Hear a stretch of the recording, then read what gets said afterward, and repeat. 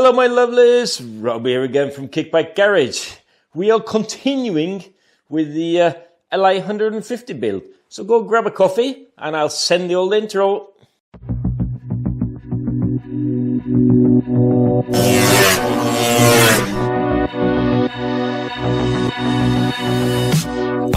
Messing around with these cameras, batteries going flat. Markerte det med regn, alle sprang I lag og ville komme under tak. Ingen av oss merket at du hadde falt I frak, for valgte du å dra. Hvem I faen kunne se den komme, da høsten tok over, sa vi hadde bradlet oss sommer. Hello my lovelies.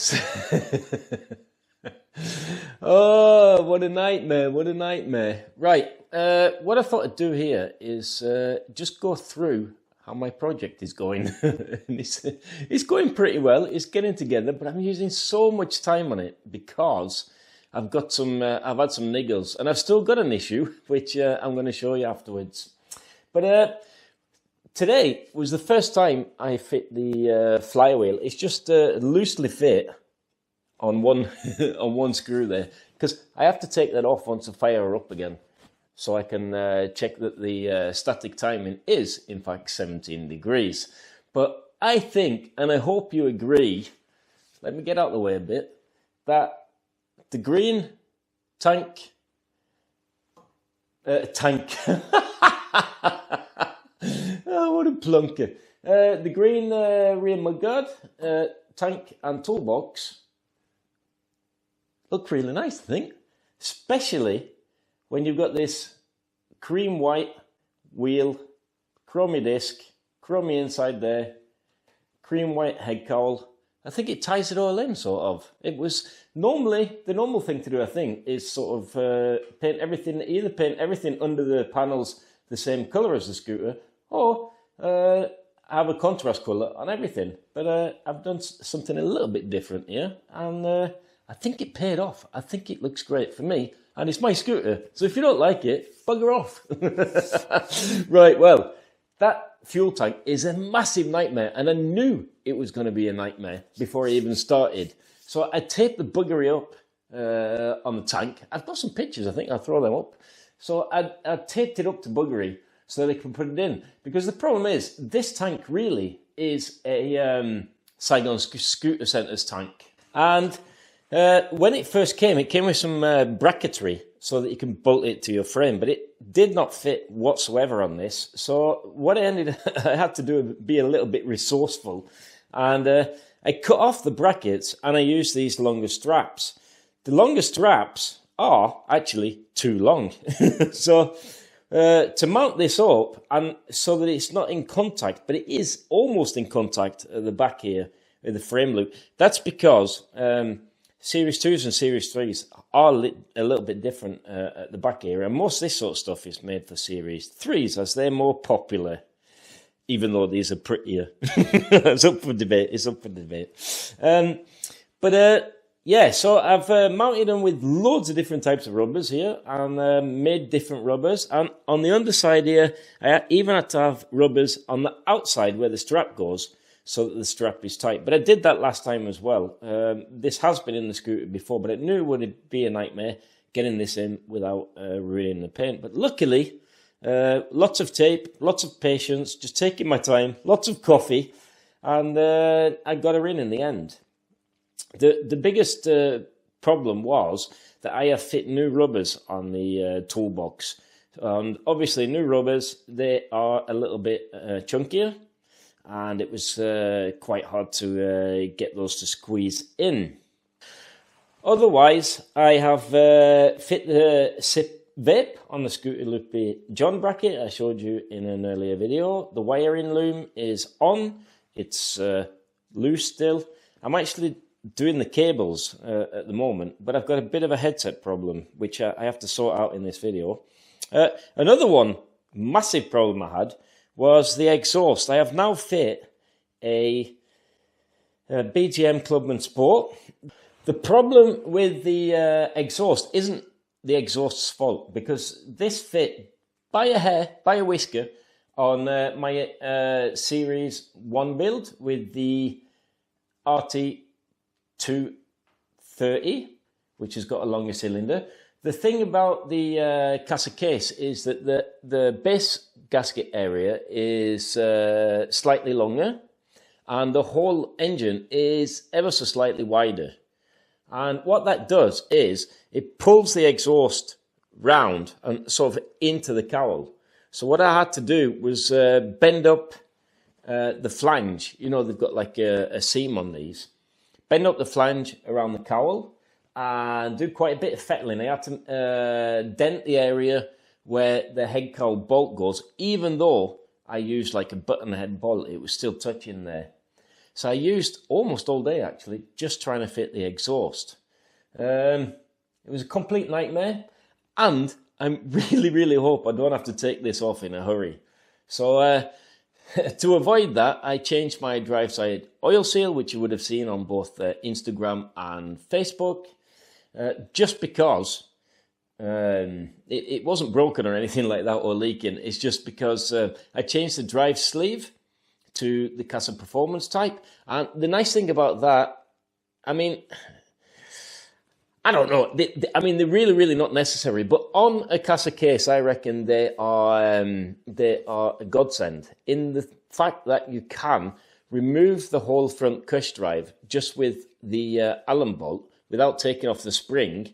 It just makes it a lot easier taking it off for me to access the drive side oil seal, which is in the gearbox, which is very handy. So that does mean that if I have the correct tools with me on a rally, I can change it at the side of the road instead of doing a full top end strip. So that sort of made sense. And I've changed all the seals. The seal on the flywheel side is also on the outside, which is very nice. So I've changed that as well while I was there. Basically, so I don't have to take off the exhaust. But it's going to happen. But I'm going to have to be really careful when I have to mess around with that. The reason why I struggled to fit this instead of just keeping the Avanti is the fact that I really like the BGM Clubman Sport. On my engine at least, and on the last RT we had compared to the Avanti, it pulls a little bit earlier. It gives a bit more of a kick between like 3,000 and 5,000 revs. It doesn't rev on as far as the Avanti does, but I don't need that. I need the pulling power. I need the torque and the pulling power. I've talked about this before. And a lot of people over the last couple of years while I've been making Kickback Garage have been asking me, that's sort of the most common question really, is what is your dream scooter? And I don't really have to answer that anymore because this is my dream scooter. I love the fact that you can buy SSTs, SSRs, Quattrinis, really powerful engines to have a lot of fun on. But I like to use mine to work. I like to use mine to rallies. I like to ride far. I don't mind putting in some labour, as you know, but I don't like doing it at the side of the road or phoning up a van. So at this time of printing, at the time this goes on air, my favourite all-time cylinder kit has to be the RT because that's proved, in my garage at least, to be very reliable. And with a read on it, it's fun. It's enough fun. It's not like old school TS1 fun with a really revy pipe, but it's fun and it's very usable. So you can have fun out on the open road, but it's okay to drive around in town as well. So that's why I prefer that. Otherwise, as you see, it's not far. I just need to fit the headset, run the cables, fit the cables up. Then it's a case of leg shields. And I've got like a niggling thing inside my head. I'm not quite sure what to do there. The niggle that I have in my head at the moment is, do I fit the Pegasus? I really love it. Colour's not in the taste for everybody. Probably a black one might have been nicer, but still, I quite like that. The thing about the Pegasus, the BGM Pegasus at least, I haven't tried the others, so I don't know, is that it's just so comfortable and great for touring, and it gives you the chance to move your bum back and forward so that you don't get like a numb bum after a few hours in the seat. Because this is looking really retro, I'm sort of, I'm right on the edge to fit in the original single seats. The problem with single seats is they are comfortable. Don't get me wrong, they're quite comfortable. But the thing that annoys me with those is I do like to start my scooter off the stand. And for me, with short legs, the single seats make them pretty impossible to kick over while you're straddled over the scooter because they're so wide. They are comfortable, like I said, but you can't move around on them. You're pretty much stuck in that one position. So, I like the looks of them as well. I mean, like on a Series 2, they do look really, really retro-like. But I'm not sure they'll look good with the rear rack.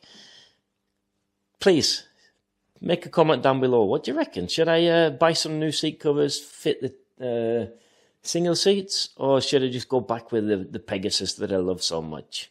So this is the nightmare I'm having at the moment. And I have got absolutely no... I just don't know why it isn't working as I want it to. So when I fit the headset with the original slot from, this is a brand new Casa Lambretta fork, the slot seems to be in the same place as my old fork, but there's something going on here. And I've tried tightening the bearings, but then you just get tight. So that's all as it should be. But the slot is a tad high. So when I fit the headset and fit the headset bolt, I've got like a 2.5 millimeter gap over the chrome ring. Now on a Series 2, and obviously on a Series 3 as well with the chrome ring, you've got these two steps. And for me, aesthetically, I really like to have the headset go over that first step. But to enable the headset to do so, I've actually had to grab my bastard file, you bastards, and I am carefully and slowly filing down this lip to get the headset in the position that I really want it to sit at. Now, I've obviously done a bit of this already.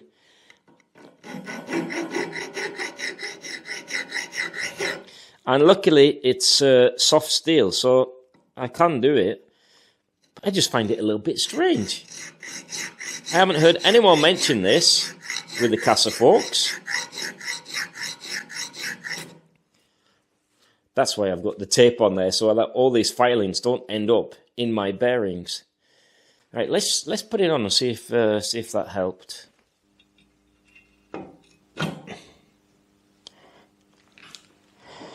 So I'm just holding the front wheel with my legs. So basically, somewhere around there is nice. I don't want it too low that it's dragging, but I don't want to see a gap there. Let's have a see what it looks like now, the slot.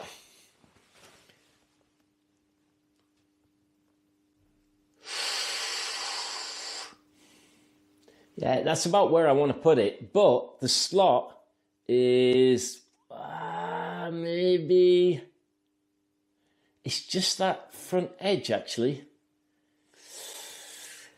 It still needs to come down by about 1 millimeter. Let's give that a go.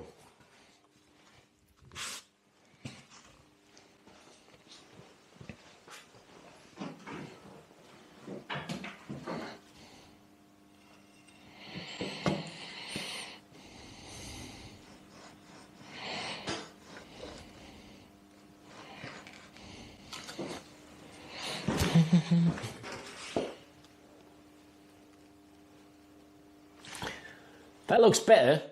I'm going to see if I can fit the bolt. I've still got a little gap, so I'm not really happy with that. I'm going to have to fettle a little bit more.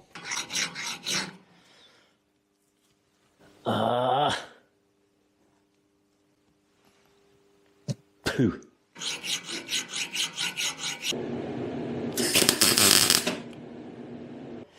I just put a couple of tacks on the end here. I have to turn it around so you get some light. And then I grind them down flat. It's just to fill a bit of the hole up there, and then you don't get sloppy handles, which is lovely. But this is brand new, this one, because I've gone over to the 5-speed jobby from Casa Performance.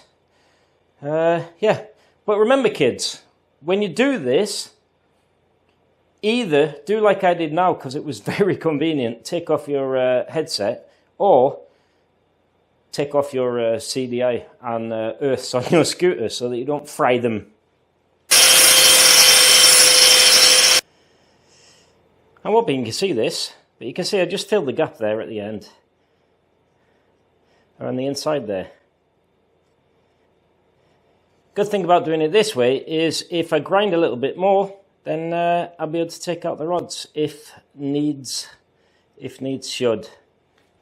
Right, well, that's all we got time for today in the garage. Well, I've got to go and edit some videos. Yeah, don't forget, if you like the channel, do the old subscribe, give me the old thumbs up, and join me for the next episode of Rob's Entrepic Adventures of Buggering Up. Something like that. Okay, I'll see you later. Ta-ra!